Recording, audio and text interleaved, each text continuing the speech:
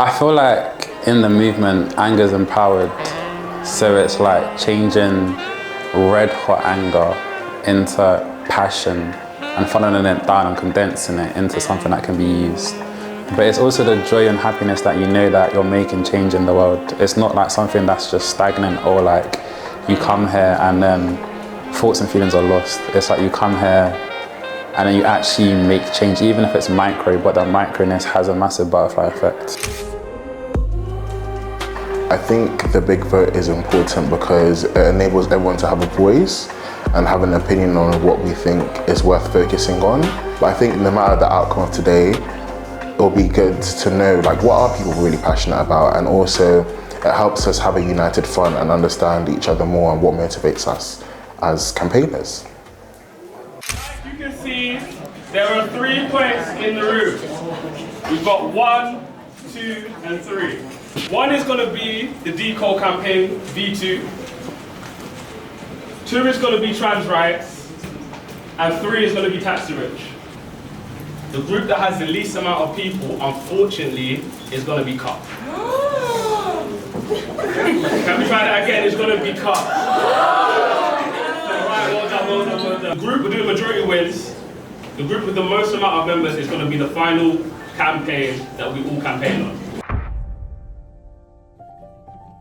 That we spent the last year trying to push a government that doesn't always care about us, and so we want to move our focus away from what the government thinks and work with communities because of that. So that's why we wanted it to be grassroots first. And so we're thinking about Decol chapters that are like, we go into schools, we be the Decol education, and then we show them the alternative. Then we'll build up enough power to start going to local elections, start going to exam boards and things like that. All right. It's such a repressed topic and it's still a taboo, even in a society we kind of see today as quite progressive around these issues. We're not just standing up for trans people, we are taking away a weapon, and a massive weapon, from the far right. As much as these groups are run by a lot of the older generation, I guess they also have the power to take care of themselves. I think there's a fear in, like, for me and my community, like, especially because we're based so local, and I'm assuming it will build up from there. Like these young people being, you know, targeted, like there's a fear there.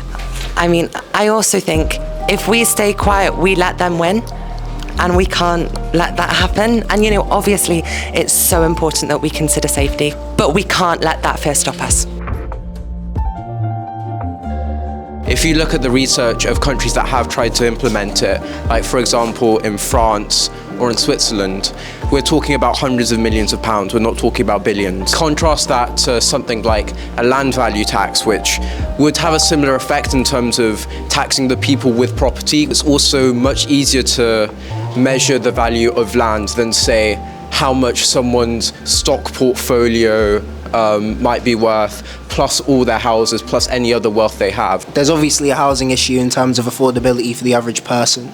The difference between the rich and the poor, inequality is growing. Me personally, and I think I can speak for other people as well, are open to taxing land instead of just income. We have decolonised the curriculum with 8 votes. In number 2, we have trans rights with 10 votes. And in first place, we have tax the rich with 34 votes.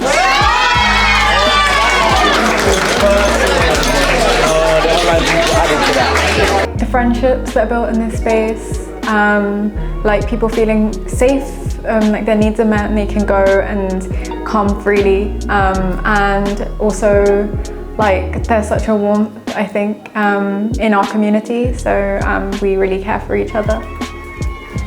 I think when it comes to lived experience, I feel like once you've been through something, you start to understand how other people feel.